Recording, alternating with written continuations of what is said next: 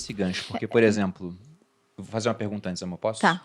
Que é o seguinte, você disse que, poxa, na física você tem lá, né, a parte de gravitação universal, física clássica do Newton, veio Einstein, você tem agora a parte quântica e não conseguimos unir o maior com o menor, né? A teoria de tudo não teve essa capacidade. Você falou que em economia teve.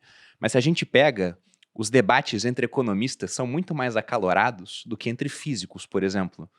E tem uma coisa que eu sempre uso de exemplo aqui, de que economia envolve pessoas, né? O pessoal fala assim, diz que não mandam pra mim, poxa, eu tô na dúvida se eu faço economia, né, ou administração, porque economia é muito exatas, né? Eu falo, na verdade é humanas Não, economia, que É usa humanas. matemática. É humanas. E aí eu sempre coloco o Boa. seguinte exemplo.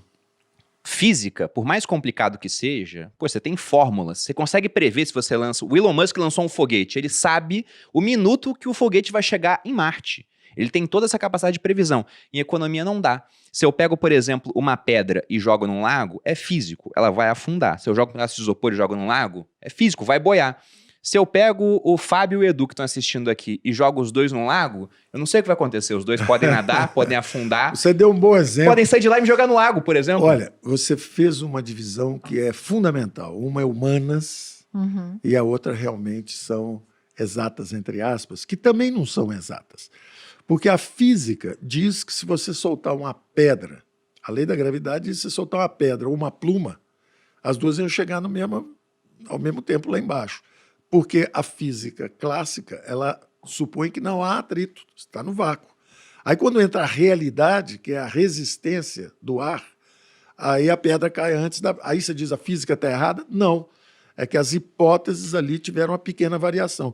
Na economia é semelhante. Na economia você fala, ó, em 80% dos casos, em 90% dos casos, que você emitir muito dinheiro, vai ter uma inflação ali na frente. Descobriram ouro. Acontece outras Descobriram coisas. ouro e prata nas Américas. Pô, Portugal e Espanha começou por ali, o dinheiro a subir, a inflação foi subindo, e o ouro foi parar todo na Inglaterra, que exportava, começou já o capitalismo na fase mercantil, exportando coisas, os portugueses e os espanhóis pegavam o ouro aqui e compravam o início da industrialização dos produtos ingleses. Então, é muito interessante, porque tem um livro também no Prêmio Nobel, Ernest Mayr, dizendo que a biologia é ciência única. E tudo que ele fala da biologia se aplica à economia. Aí o físico, a diferença é só a distância do objeto, né? Então, por exemplo, ao princípio de incerteza de Heisenberg, você não sabe por onde vai passar, você não sabe por onde passou, por exemplo, o elétron. Então, naquele nível, é como se você estivesse indo num indivíduo que está doente, a biologia não sabe se ele vai se salvar ou não. Ou na economia também você não sabe se o impacto vai ser aquele ou não. Agora, se você pegar em grandes números, na Massa maior... de indivíduos. Você pegou uma massa, aí você sabe mais ou menos se ela está indo para um lado ou para o outro. E aí tem coisas interessantíssimas. Justamente como tem o fator humano, qual é a diferença? É que na economia o átomo raciocina. O átomo toma decisão. Então você fala, vai por ali. Ele, opa, não, eu vou pelo lado de lá.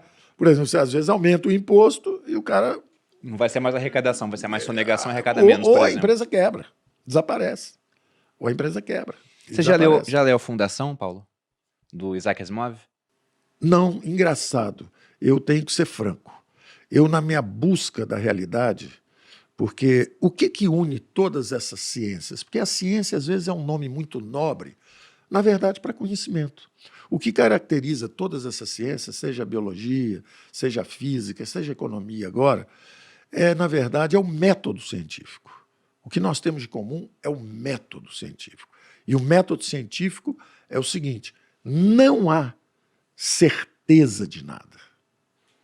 Não há certeza de nada. É interessante que o Karl Popper, de novo, que é o cientista, na verdade é o filósofo da ciência, é o meu filósofo preferido, porque ele é o filósofo da ciência. E eu muito cedo busquei a verdade e os fatos. E aí ele começa citando Xenofontes. Eu até, quando gravei com o primo, eu falei, olha, eu vou me lembrar, deixa eu ver se é Anaximandro, se é... Aí fiquei tentando me lembrar qual era o filósofo pré-socrático que tinha feito essa observação. E aí eu me lembrei depois, é o Xenófanes. O que ele disse é o seguinte, nem aos deuses, na época, os gregos eram ainda politeístas. Então, nem aos deuses é assegurado conhecer a verdade, porque nós temos nossos limites cognitivos. Então, o máximo que nós temos são teias de suposições, ou seja, hipóteses que nós formulamos, que valem enquanto resistirem aos fatos. Então, a Terra é plana para os gregos que navegavam na Mesopotâmia, no Mediterrâneo, estava perfeito. Se ele formulasse a hipótese que ninguém ia entender nada, que a Terra, de repente, ele fala, não, o barco ia cair se estivesse para o outro lado do mundo, etc. Então, era muito melhor a Terra é plana. E aquilo funcionou para eles por 1000 anos, por 1500 anos, 2000 anos. De repente, deixou de funcionar.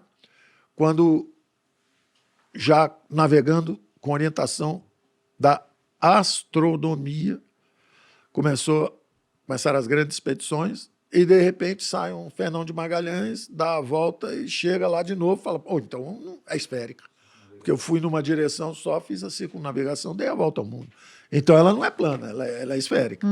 Né? Então, caiu Ptolomeu, subiu Copérnico. E aí fomos. Aí, de repente, vem o Einstein e já dá outro. Então, nós nunca saberemos a verdade. Mas nós estaremos sempre nos aproximando.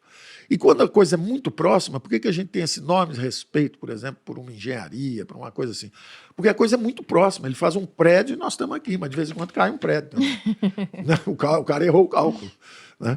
Então, o fenômeno social ele é muito mais complexo. É como o fenômeno biológico, ele é muito mais complexo. E aí, às vezes, até entrando agora no nosso tema de investimento, às vezes os próprios investidores formulam hipóteses. Por exemplo, o George Soros, lá em Alquimia das Finanças... Que é aluno do Karl Popper, inclusive. Né? Exatamente influenciado pelo Karl Popper, ele diz o seguinte, eu trabalho com a minha hipótese. Enquanto ela estiver funcionando, o que é funcionar? Enquanto eu estiver ganhando dinheiro com ela, ela é verdadeira. Na hora que ela começar a dar errado, eu tiro o time. Stop your losses, let your profits run. Deixe os seus lucros se acumularem e interrompa as suas perdas, porque você deve estar errado. O negócio está dando errado. Então, ele formulou a teoria da reflexividade, que é muito interessante, que é parecida a isso. Você vê a analogia, por exemplo, com todas essas teorias modernas do ecossistema ambiental, dizendo o seguinte, olha, diz o Soros, né? Olha, a gente acha que tem um ambiente econômico lá e que nós reagimos a ele. Só que quando todos nós achamos que o país está melhorando e a gente compra, aí a bolsa sobe. Quando a bolsa sobe, o valor dos ativos existentes sobe. Subindo o valor dos ativos existentes, é interessante construir novas fábricas, porque a fábrica que existe está valendo 2 bilhões e construir umas custa só 1 bilhão. Então, eu vou fazer mais uma fábrica. Ou seja, a reflexividade. A economia estava indo bem, eu me animei e comecei a investir mais. Quando eu investi mais, a economia melhorou. E aí um vai empurrando o outro. E pode isso dar numa bolha lá na frente, por exemplo. Então, tem vários livros, desde livros de 2, 3 séculos atrás, Extraordinary Popular Delusions and the Madness of Crowds. As extraordinárias ilusões, ou, digamos até extraordinário popular, as extraordinárias ilusões populares e a loucura das multidões. Não, o Le Bon é outro também interessante, a psicologia das massas. Mas é tudo sobre bolhas, não é?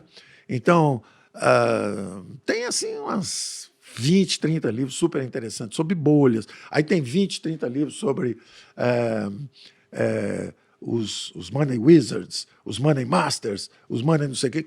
Na verdade, é todo mundo experimentando e tentando descobrir o seu caminho, né? Cada um dentro dos limites do seu conhecimento. Né?